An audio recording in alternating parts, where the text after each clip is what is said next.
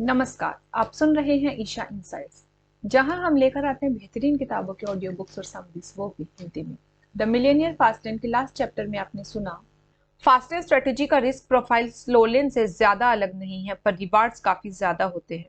फास्टलेन road map एक alternative financial strategy है जो कंट्रोलेबल लिमिटेड लेवरेज पर बेस्ड है। फास्टलेन रोड मैप वेल्थ के लिए प्री डिस्पोज्ड है।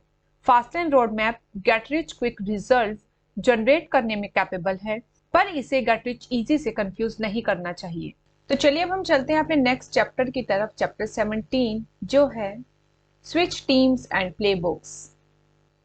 Switch teams and प्लेबुक्स।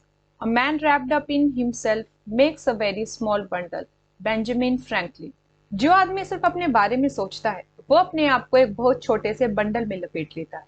The फास्टलेन road map, wealth का प्लेबुक। हारने वाली टीम्स के पास हमेशा हारने वाले प्लेबुक्स होते हैं। अगर आप किसी लूजिंग टीम के लिए खेल रहे हो, तो आपको उन्हीं के लूजिंग प्लेबुक का इस्तेमाल करना पड़ता है। जीतने के लिए टीम बदलनी पड़ती है और जीतने वाली टीम बुक का प्लेबुक अपनाना पड़ता है।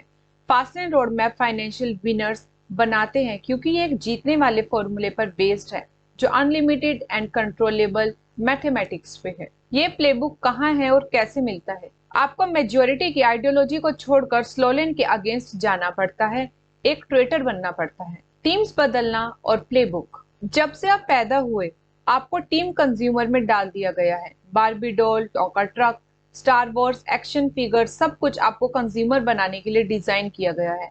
आपको प्रोडक्ट्स चाहिए, आपको प्रोडक्ट्स खरीदने हैं और सबसे सस्ता प्रोडक्ट ढूंढना है। स्लोलेन और साइडवॉक का कोरिलेशन ये है, जॉब्स कंज्यूमर प्रोसेस को फैसिलिटेट करते हैं। आप एक ब्रांड मैनेजर बन जाते हो, इंश्योरेंस एजेंट, अकाउंटेंट, सब कुछ कंज्यूमर को प्रोडक्ट्स और सर्विसेज देने के लिए होता है। ये कंज्यूमर फोकस आपको एंटी फास्टलेन थिंकिंग में डाल देता है। कोड क्रैक करना। फास्टलेन रोड मैप को समझना इतना ही सिंपल है जैसे विनिंग टीम का हिस्सा बनना। विनिंग टीम है टीम प्रोड्यूसर। जिंदगी का फोकस चेंज करो, कंज्यूम करने की जगह प्रोड्यूस करो। जब आप अपनी सोच को मेजोरिटी कंज्यूमर से माइनॉरिटी प्रोड्यूसर पे शिफ्ट करते हो, तब आप अपनी टीम बदल लेते हो। पहले प्रोड्यूसर पे फोकस करो और बाद में कंज्यूमर पे। इसका मतलब ये है, टीवी पर प्रोडक्ट्स खरीदने के बजाय प्रोडक्ट्स बेचो, गोल्ड खरीदने के बजाय शॉवल्स बेचो, क्लासेस लेने के बजाय क्लासेस ऑफर करो, पैसा लेने की बजाय पैसा दो, जॉब लेने की बजाय जॉब्स दो, मॉर्टगेज लेने के बजाय मॉर्टगेज रखो, कंजप्शन से ब्रेक लो, साइड्स बदलो और दुनिया को प्रोड्यूसर के नजरिए से देखो। मुझे पता है ये आसान नहीं है, पर जब आप प्रोड्यूसर की तरह सोचना शुरू करते हो, आपका नजरिया बिल्कुल क्लियर हो जाता है। अब अपॉर्चुनिटीज दिखने लगती हैं, आइडियाज आते हैं और स्कैम्स भी एक्सपोज हो जाते हैं। प्रोड्यूसर माइंडसेट आपकी वेल्थ क्रिएशन टेम्परामेंट को मजबूत बनाता है। ध्यान रखो, अमीर माइनॉरिटी होते हैं और आपको उस माइनॉरिटी में होना है। Producer reorientation. जब आपको कोई ऐड दिखे जो आपको कुछ खरीदने के लिए कह रही हो, तो उसको प्रोड्यूसर पर्सपेक्टिव से देखो। ये कंपनी पैसा कैसे कमा रही है, इसका मैसेज किस लिए है, इस प्रोडक्ट को बेचने के लिए क्या बिजनेस प्रोसेसेस इन्वॉल्व है, क्या ये कंपनी प्रॉफिट कमा रही है, रेवेन्यू मॉडल क्या है, क्या ये प्रोडक्ट ओवरसीज बना है या लोकली। मैंने कभी भी लेट नाइट टेलीविजन पर कोई प्रोडक्ट नहीं खरीदा, क्योंकि मैं सेम टीम का हिस्सा हूँ। प्रोड्यूसर के नजरिए से देखता हूँ, इंफॉर्मर्शियल्स को समझता हूँ। Act now but wait, there is more and free bonuses.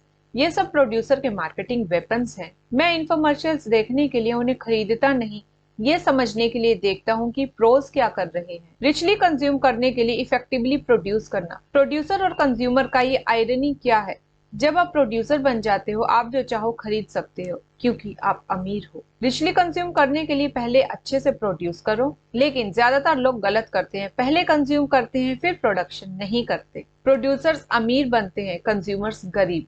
Team बदलो और प्रोड्यूसर माइंडसेट अपना लो, वेल्थ को अपनी तरफ अट्रैक्ट करो। बी अ प्रोड्यूसर, बिजनेस का सिस्टम लेवरेज करो। टीम बदलने के लिए और प्रोड्यूसर बनने के लिए आपको एंटरप्रेन्योर और इनोवेटर बनना पड़ेगा, आपको विजनरी और क्रिएटर बनना पड़ेगा, आपको एक बिजनेस बनाना होगा और दुनिया को वैल्यू देना होगा। स्लोलेन का सेंटर थीम जॉब है, लेकिन फास्टलेन में बिजनेस है। हाँ, अपना काम। मैं जानता हूँ ये गेट रिच बुक्स का नया स्टॉक नहीं है, पर यह जरूरी है समझना कि बहुत सारे स्मॉल बिजनेस ओनर्स फास्टलेन से काफी दूर हैं और फास्टलेन के मैट्रिक्स से डील कर रहे हैं। कुछ बिजनेसेस अपने जॉब जैसे लगते हैं, फास्ट एंड बिजनेस ही फास्ट एंड वेल्थ इक्वेशन का की है। Wealth is equal to profit plus assets value, क्योंकि ये लेवरेज को अनलॉक करता है एक ऐसा वेल्थ वेरिएबल जो अनलिमिटेड और कंट्रोलेबल है, जबकि स्लोलेन में ये लिमिटेड और अनकंट्रोलेबल होते हैं। फास्टलेन के बिजनेस सिस्टम का एग्जांपल, मान लो मैंने एक बुक लिखी है। इस बुक ने मुझे स्लोलेन वेल्थ इक्वेशन से बाहर निकाल दिया है और फास्टलेन वेल्थ इक्वेशन में डाल दिया है। ये बुक एक बिजनेस सिस्टम है जो अनलिमिटेड लेवरेज रखता है, टाइम और पैसा दोनों के लिए। पहले ये मेरे टाइम इन्वेस्टमेंट से सरवाइव करती है और मुझे इनकम अर्न करने में मदद करती है। जब तक आप टाइम को फ्री करते हो और अपने सिस्टम से इनकम जनरेट करते हो, तब तक आपके वेल्थ यूनिवर्स के वेरिएबल कंट्रोल्ड और लेवरेज्ड होते हैं और फिर फास्ट वेल्थ आपके लिए पॉसिबल हो जाता है। बी अ प्रोड्यूसर, बिजनेस का सिस्टम लेवरेज करो। टीम बदलने के लिए और प्रोड्यूसर बनने के लिए आपको एंटरप्रेन्योर और इनोवेटर बनना पड़ेगा। आपको विजनरी और क्रिएटर बनना पड़ेगा। आपको एक बिजनेस बनाना होगा और दुनिया को वैल्यू देना होगा। स्लोलेन का सेंटर थीम जॉब है, लेकिन फास्टलेन में बिजनेस है। हाँ, आपका काम, मैं जानता हूँ ये गेट रिच बुक का नया स्टॉक नहीं है, पर ये जरूरी है समझना कि बहुत सारे स्मॉल बिजनेस ओनर्स फास्टलेन से काफी दूर हैं और स्लोलेन के मैट्रिक्स से डील कर रहे हैं। कुछ बिजनेसेस अपनी जॉब जैसे लगते हैं। फास्टलेन बिजनेस ही फास्टलेन वेल्थ इक्वेशन का की है। Wealth is equal to profit plus asset value, क्योंकि ये लेवरेज को अनलॉक करता है एक ऐसा वेल्थ वेरिएबल जो अनलिमिटेड और कंट्रोलेबल है, जबकि स्लोलेन में ये लिमिटेड और अनकंट्रोलेबल होते हैं। फॉर एग्जाम्पल, इस बुक की सेल मुझे स्लोलेन वेल्थ इक्वेशन से निकालकर फास्टलेन यूनिवर्स में डाल देती है। फास्टलेन यूनिवर्स एक अलग सिस्टम फॉलो करता है जिसमें नेट प्रॉफिट और एसेट वैल्यू वेल्थ क्रिएट करते हैं।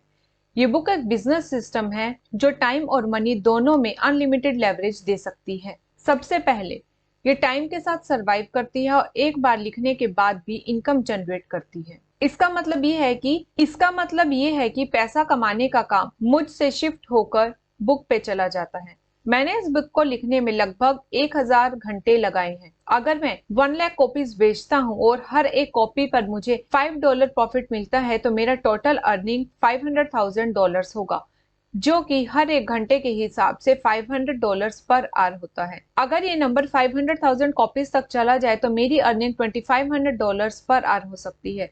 जितनी ज्यादा सेल्स उतनी ज्यादा मेरे टाइम इन्वेस्टमेंट का रिटर्न, क्योंकि वो टाइम मैं ऑलरेडी दे चुका हूँ। अब सोचो, अगर 10 साल बाद भी मैं एक कॉपी बेचता हूँ तो मैं सिर्फ एक पुराने टाइम इन्वेस्टमेंट से $5 कमा सकता हूँ। और भी बेटर समझो, मान लो मैं 10 मिनट के लिए एक रेडियो शो पे इंटरव्यू देता हूँ और उसके बाद 1000 लोग मेरी बुक खरीद लेते हैं, तो ये 10 मिनट की इन्वेस्टमेंट मुझे $5000 का प्रॉफिट देती है और इसका पर आवर रिटर्न $30,000 होता है। सोचो, अगर तुम $30,000 पर आवर कमा रहे हो तो क्या तुम फास्ट अमीर नहीं बन सकते? बिल्कुल बन सकते हो। जब तुम अपने टाइम की हैंडकफ्स तोड़कर स्लोलेन रोड मैप से बाहर आते हो, तब तुम एक ऐसे सिस्टम को अनलॉक करते हो जो अनलिमिटेड मैथमेटिक्स लेवरेज करते हैं, और ये सिस्टम तुम्हें म्यूचुअल फंड इन्वेस्टमेंट से भी ज्यादा फाइनेंशियल फ्रीडम और वेल्थ दे सकते हैं। नेक्स्ट चैप्टर में तुम्हें यह समझ आएगा कि फास्टलेन किस तरह फाइनेंशियल फ्रीडम और अमीरी का असली शॉर्टकट है। तो ये था हमारा आज का चैप्टर। उम्मीद है आपने इस चैप्टर से जरूर कुछ ना कुछ सीखा होगा। अगर आज का ऑडियो आपको पसंद आया हो तो इसे लाइक करें, शेयर करें और इस चैनल को सब्सक्राइब करना ना भूलें। सुनते रहिए, क्योंकि हर किताब के अंदर एक नई शुरुआत होती है। धन्यवाद।